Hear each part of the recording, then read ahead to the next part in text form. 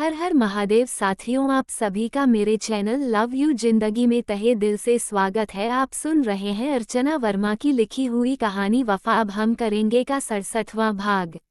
I love you मम्मा। बात समझ में आते ही रणविजय ने आगे बढ़कर इन खुशी के क्षणों को हमेशा के लिए अपने अंदर समेट लिया।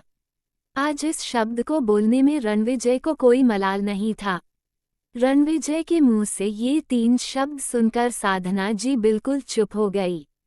क्या हुआ मम्मा? रणविजय ने साधना जी को इस तरह चुप बैठे देखा तो पूछा। कुछ नहीं, साधना जी ने धीरे से ना में सिर हिलाया और रणविजय का माथा चूम लिया। वो बहुत ही भावुक हो चुकी थी और रणविजय के सीने में सर मुंह छिपाकर फूट फूट कर रोने लगी। रणविजय उनकी हालत समझ रहा था। आप बहुत ही अच्छी हो मम्मा, बस मैं ही एक अच्छा बेटा नहीं बन पा रहा, रणविजय अपने मन में सोच रहा था। रणविजय, मुझे तुमसे बहुत जरूरी बात कहनी थी। कुछ देर बाद जब साधना जी का मन कुछ हल्का हुआ तो उन्होंने रणविजय से कहा। रणविजय ने उनके आगे पानी का ग्लास बढ़ा दिया। बेटा समझदार हो गया है मेरा, साधना जी ने मुस्कुराते हुए कहा। आप अपनी बात बताइए, रणविजय ने कहा, क्योंकि घड़ी ने रात के 8 बजे बजने का घंटा दिया था और अब वो शिवी के लिए बेचैन हो रहा था। मैं पिछले दिनों ऑफिस गई थी और वहां पर सब कुछ बिखरा पड़ा है। सब अपनी अपनी कंपनी के फायदे में जुटे हुए हैं। राठौर अपना अलग पोजीशन चाहते हैं तो आहूजा अपने लिए अलग जमीन तलाश रहे हैं। मलिक ग्रुप का इंटरफेयर बहुत ज्यादा बढ़ गया है, जिसके कारण रानावत की जमीन बिल्कुल कमजोर होती जा रही है। साधना जी ने अपनी पूरी प्रॉब्लम रणविजय को बताई। ऐसा कैसे हो सकता है मम्मा? रणविजय को कुछ समझ में नहीं आ रहा था। ऐसा लग रहा था जैसे कि साधना जी खुलकर अपनी बात कह नहीं पा रही है। ऐसा हो नहीं सकता, बल्कि हो रहा है। तुम अच्छी तरह से, मैंने भी पहले रानावत ग्रुप को संभाला है। इतनी बड़ी मेजर डिफेक्ट मेरे आंखों से नहीं छुप सकती, पर समझ में नहीं आ रहा कि इस तरह के डिफेक्ट लाने वाला कौन है। और तुम्हारे पापा से तो इस बारे में बात करना ही बेकार है। साधना जी की बात सुनकर रणविजय सोच में पड़ गया।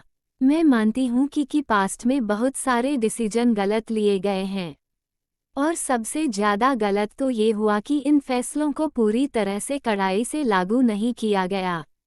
आहूजा को बिजनेस में लाना, रॉयल राजपूताना में शामिल करना, मलिक को हटाना, ये सब ऐसे बड़े डिसीजन थे जिन्होंने पूरी तरह से रॉयल्स ग्रुप के संगठन को ही बदल दिया था। अब मुझे ऐसा लगता है कि रॉयल्स राजपूताना को फिर से एक बार रिनोवेशन की जरूरत है, और ये तब तक संभव नहीं है जब तक कि रानावत अपनी पोजीशन फिर से मजबूत ना कर ले। रणविजय कुछ सोचते हुए देखकर साधना जी ने पूरी बात कह दी। पर इसमें मैं आपकी क्या मदद कर सकता हूँ? जो कुछ भी करना होगा तो वही या फिर आप करेगी या फिर डैड? रणविजय ने सवालिया आंखों से साधना जी की तरफ देखा। रणविजय, तुमने अभी नीचे देखा ना, कैसे तुम्हारे इस होटल में आते ही पूरे स्टाफ के अंदर अलग ही तेजी आ गई। प्लीज बेटा, कुछ टाइम निकालकर ऑफिस भी आया करो, साधना जी ने रिक्वेस्ट की। यही तो पॉसिबल नहीं है मम्मा, रणविजय इनकार किया। क्यों बेटा? मैं कह रही हूँ ना, डैड ने तो नहीं कह रहे। आप अच्छी तरह से जानती हैं कि उन्होंने मेरे साथ क्या शर्त रखी है। ऑफिस जाने का मतलब है कि अपना अकड़ और गुरूर गेट पर ही छोड़ना होगा, और बिना इस अकड़ के ऑफिस में कोई काम नहीं होने वाला। रणविजय ने भी अपनी मजबूरी बताई। तो फिर बैठे रहो बाप बेटे अपनी अकड़ को लेकर, फिर किसी को दोष मत देना, सब कुछ हाथों से निकल जाएगा। साधना जी परेशान थी। एटीट्यूड और घमंड में बहुत में ही बारीक सा अंतर होता है। इतना ही अंतर है जितना कि किसी से नफरत और मोहब्बत में होता है। किसी को हद तक नफरत करते करते हम कब उससे मोहब्बत करने लगते हैं, हमें पता नहीं चलता। दिन रात उसी को सोचते सोचते कब वह हमारे दिल और दिमाग में कब्जा कर लेता है, हमें पता नहीं चलता। पता तब चलता है जब वो हमसे दूर होने लगता है, और तब मजबूर होकर हम उसके सामने अपने प्यार का इजहार कर ही देते हैं, और इस तरह से यह मोहब्बत हमें घुटनों पर ले आती है। उसी तरह अपने एटीट्यूड में कि मैं सही हूँ, मैं कभी गलत हो ही नहीं सकता, जिसको जो सोचना है सोचते रहे का स्लोगन कब हमारा घमंड बन जाता है, तब तक पता नहीं चलता जब तक कि इंसान को बहुत बड़ा धक्का ना मिले, क्योंकि घमंड ऐसी चीज़ है जिसका एक ना एक दिन टूटना तय है, और जब ये घमंड टूटता है ना, तो इंसान भी टूटकर घुटनों पर आ जाता है, और कहीं ना कहीं ये हाल तुम्हारे डैडी का होने वाला है। अगर तुम उन्हें टूटते हुए देखना चाहते हो तो फिर ठीक है, मैं कुछ भी नहीं कहूँगी। साधना जी ने साफ कहा, ऐसा कुछ भी नहीं होगा मम्मा। दादाजी हमेशा ही कहते थे, यह अकड़ और भी गुरूर हम रानावत की पहचान है, जो कि हमें विरासत से मिली है। आप चिंता मत कीजिए, कुछ भी हाथों से निकलेगा। बस आप रेगुलर ऑफिस जाए कीजिए और वहाँ के हाल से मुझे हमेशा अपडेट करते रहिए। बाकी सब कुछ मैं संभाल लूँगा। रणविजय ने उन्हें आश्वस्त किया। पर बेटा, तुम्हारे पास इतना टाइम कहाँ होता होगा? जॉब की क्या कंडीशन है वह मैं अच्छी तरीके से जानती हूँ, और ऊपर से पूरा रानावत ग्रुप एक साथ दो जगह। साधना जी परेशान होने लगी।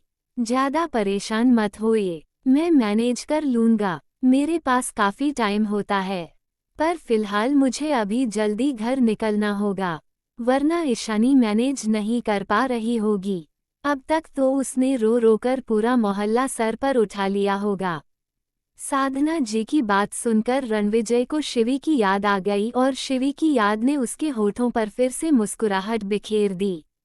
कौन शिवी? साधना जी ने पूछा। यस मॉम, घड़ी के टाइम से मुझे घर में मौजूद रहना पड़ता है, वरना वह कोई सुनवाई नहीं करती, रणविजय ने मुस्कुराते हुए बताया।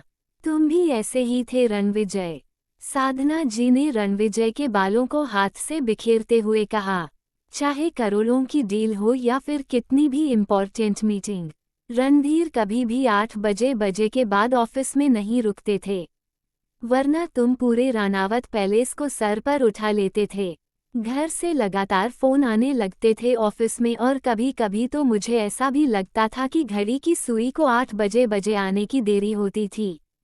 तुमसे ज्यादा रणधीर बेचैन हो जाते थे। किसी भी चीज का मोह रणधीर को ऑफिस में नहीं रोक कर रख सकता था। साधना जी हंसते हुए बोली। तब फिर ऑफिस का काम? रणविजय ने पूछा। तब ऑफिस को मुझे ही मैनेज करना पड़ता था। उस टाइम मलिक हमारा काफी अच्छा सपोर्टर था। अच्छा, ये सब छोड़ो, तुम बताओ मेरी पोती कैसी है? अब तो चलने लगी होगी ना? वह साधना जी ने पूछा। रणविजय पास्ट में मलिक ग्रुप के साथ हुए झगड़े के बारे में साधना जी से पूछना चाहता था, लेकिन साधना जी ने बातों का रुख शिवी की तरफ मोड़ दिया और रणविजय के दिमाग से यह बात निकल गई।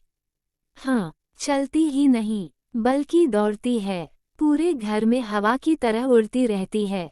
चलिए ना, आप भी उससे मिल लीजिएगा, रणविजय ने कहा। नहीं बेटा, फिर कभी, तुम जानते हो ना, तुम्हारे पापा को ये पसंद नहीं आएगा। और फिर साधना जी ने कुछ हिचकते हुए कहा। रणविजय उनकी परेशानी समझ रहा था। अच्छा, ये लो, शिवी के लिए, उसे उसकी दादी की तरफ से ढेर सारा प्यार देना। साधना जी ने अपने बैग में से एक बॉक्स निकालकर रणविजय के हाथ में रखते हुए कहा। यह क्या है? रणविजय ने बॉक्स खोलकर देखा। उसमें छोटे छोटे घुंघरू वाली हीरे जड़ी पायल थी। रणविजय मुस्कुरा दिया। उद्धरण चिन्ह ... और ये तुम्हारे लिए, साधना जी ने एक कार्ड रणविजय के हाथ में रखते हुए कहा। कल इस पते पर चल जाना, तुम्हारी जॉब की प्रॉब्लम बिल्कुल खत्म हो जाएगी। रणविजय ने कार्ड उलट पलट कर देखा। उद्धरण चिन्ह ... कोई एहसान नहीं कर रही, और ना ही इसमें कुछ भी तुम्हारे पापा का लगा हुआ है। यह मेरी मेहनत की कमाई है, जो कि तुम्हारे पापा के लिए कूड़े से ज्यादा कुछ नहीं। साधना जी ने जल्दी से कहा। उन्हें डर था कि रणविजय कहीं इस चीज से इनकार ना कर दे। पर मम्मा, रणविजय धर्म संकट में फंसा था।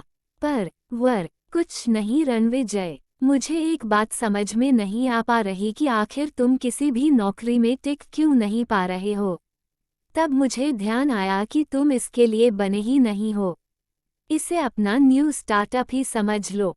इसी के बहाने तुम रानावत से भी जुड़े रहोगे और रानावत से अलग रहकर भी अपना काम कर सकोगे। तुम्हारे पापा या फिर कोई और चाहकर भी इसे तुमसे नहीं छीन पाएंगे। और अब इसे कैसे रानावत के पैरेलल ले जाकर एस्टेब्लिश करना है, ये तुम्हारा काम है और मुझे पूरा भरोसा है कि तुम ये कर सकते हो।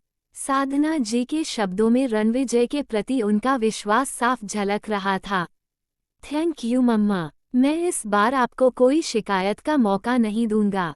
आपने तो मेरी पूरी प्रॉब्लम ही सॉल्व कर दी। रणविजय साधना जी से लिपट गया। यू आर ऑलवेज वेलकम बच्चा, लेकिन फिलहाल अभी घर जल्दी चलो, वरना तुम्हारे घर तुम्हारी बेटी और मेरे घर तुम्हारे डैडी हम लोगों के लिए एक मेजर प्रॉब्लम क्रिएट करके रखे होंगे, साधना जी ने कहा। साधना जी की बात सुनकर रणविजय हंसने लगा। इन तकलीफ भरे दिनों में यह आने वाले सुनहरे दिन की आशा लेकर यह पल आए थे, लेकिन क्या ये दिन सच में सुनहरे होने वाले थे या फिर खड़ी थी एक आजमाइश। रणविजय का इंतजार करती हुई जानने के लिए बने रहे अगले भाग तक। तब तक के लिए वीडियो को लाइक और चैनल को सब्सक्राइब करना मत भूलिएगा। खुश रहिए, स्वस्थ रहिए, मस्त रहिए और यही यूट्यूब पर मिलते रहिए। मिलते हैं अगले भाग के साथ। हर हर महादेव।